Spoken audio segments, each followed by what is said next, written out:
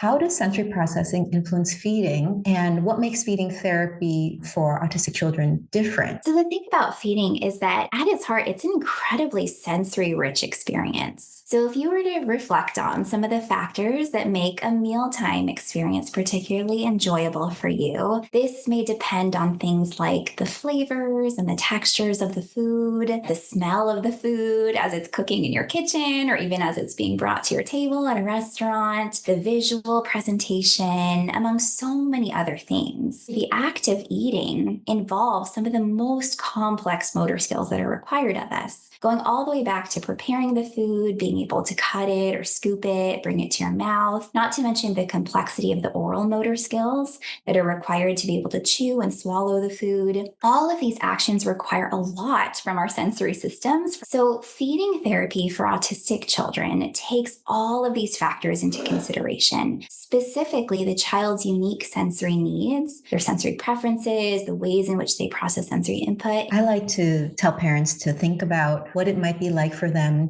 to eat something that they really don't like, that doesn't look appealing to them, doesn't smell appealing, doesn't taste appealing, and to kind of in that way put yourself in the shoes of your child to recognize how much that is actually going on for them. But also to know that there are a lot of great ways that we can support children. There's reason to be very, very hopeful.